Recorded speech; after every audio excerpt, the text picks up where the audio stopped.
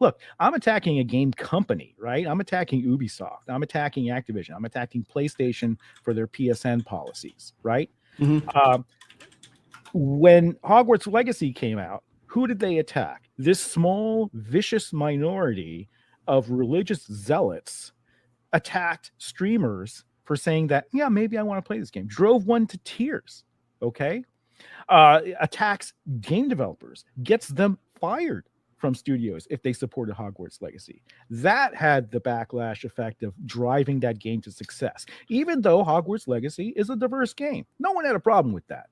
Everyone had a problem with the cancel culture. That's what promoted that game to. It was the number one selling game of 2023. I understand a lot of people call it. The only thing that it got excluded from. Didn't it make it made $1 billion? Yeah. Well, that comes from the terminally online people, which I would include most of us here in chat. The four of us here, we're online. We see this. We see this constantly, and so it's always in the forefront of our mind. But a game like Hogwarts Legacy was bound to sell well no matter what because of the brand it's attached to. Because you talk to somebody who's just wanting a new game and it's like, oh, well, I grew up reading Harry Potter. The game looks good, and so they were naturally going to buy that. So I think the 2-year moratorium, while a good idea in theory, you're not going to convince someone who doesn't even know or care what's going on Twitter or wherever about cancel culture. They're just buying the new Assassin's Creed because they keep buying Assassin's Creed because they keep having fun with it. So I'm not saying it's a bad idea. I just don't see that going anywhere. Now, I'm not saying you shouldn't speak up if you disagree with a company's policy or anything. You should absolutely make your opinion known. And I don't think it's fair when somebody does try to cancel you or get but you can't get mad because somebody has a different opinion than you.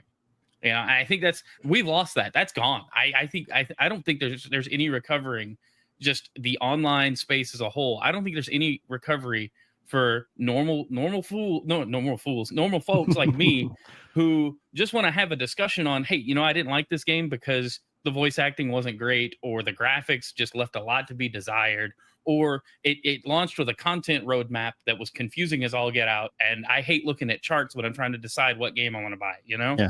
Like Hogwarts, the Hogwarts Legacy dev, he said all he has to do is make a good game, because they asked him about, like, are you worried about the backlash with J.K. Rowling? He's like, listen, all we have to do is make a really good game.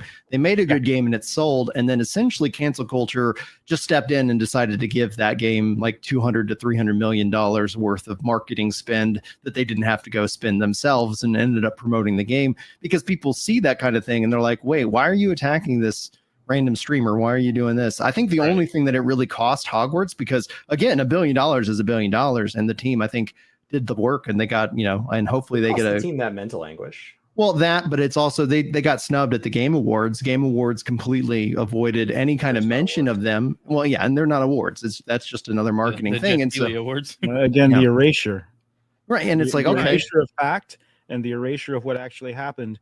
It doesn't give you the full information to make good decisions about gaming.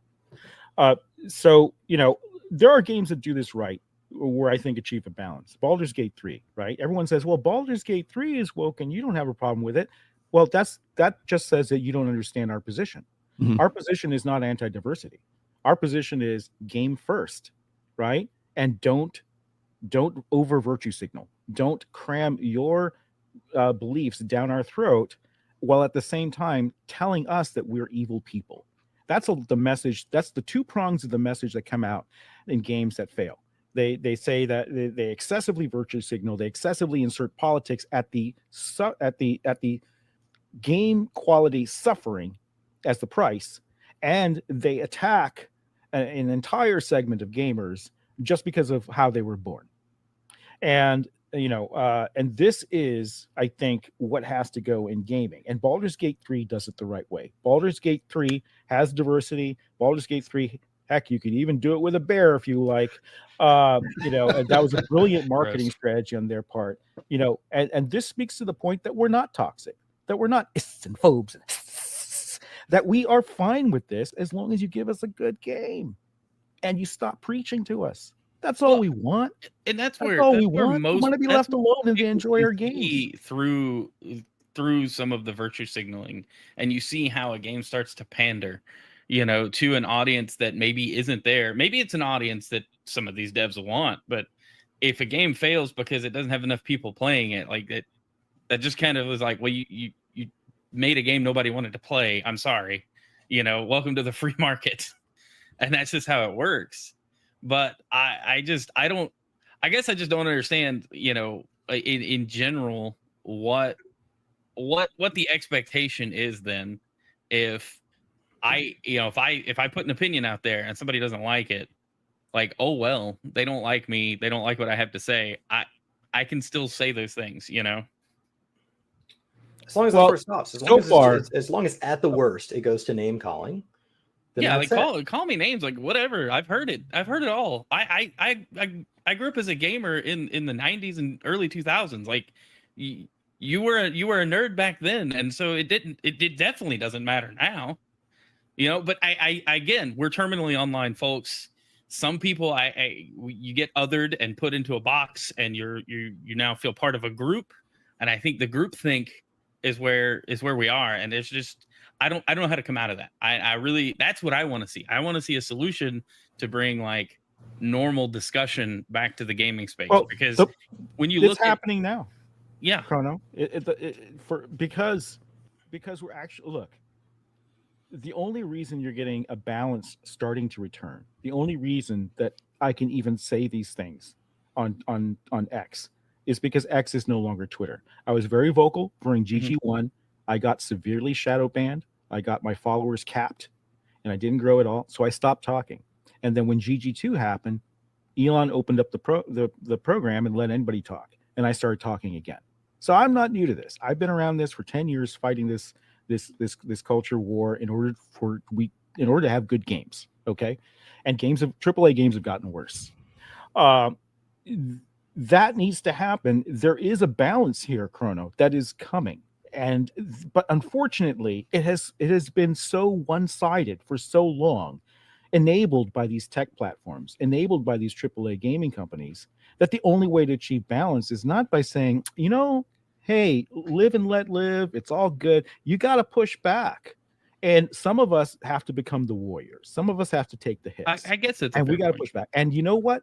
That does no good for me personally. Okay, speaking up. People say, "Oh, now you're doing so well because you're spouting all this stuff." It's like, no, you don't understand. I critique Sony. I critique all the major publishers. Do you think I'm going to get a console license for my game? Do you think I'm going to get one on Microsoft's part because I'm against their subscription policy and their mass conglomeration of the gaming market? I talk a lot more about than just DEI stuff, but people only like to mention that. Well, algorithms are a thing. Like that's like one of the things when people are like, "Why did you say it this way?" It's like I title my videos how people search. Like it's just that simple. I write like, "How do you search for something?" and that's the title of my video. And I've shared that multiple times with everybody. Like, title your video like somebody's going to type it into Google if you want it to be found, and then there you go. That's the secret. There is no advantage to me personally for talking about this stuff. It is because I'm in the industry. It is a very, the CEOs I talk to, they can't say this publicly, right? This is at great cost to me. I do this because I love games. I do this because I'm tired of the gaslighting. I do this because I'm tired of the pushback, and I want a more balanced community so we can have that watering hole. But the only way to do it now is to push back. And that's finally happening. And we finally have a platform for it. Multiple platforms. There's Rumble. There's other ways you can get the message out. That didn't exist 10 years ago. Gaming journalism had an utter lock monopoly on what gamers could read and see about a game and taught how to feel about a game. Now we have streamers. People can form their own opinions. We have informed consumers. And the informed consumer is the greatest threat to religious zealot ideology.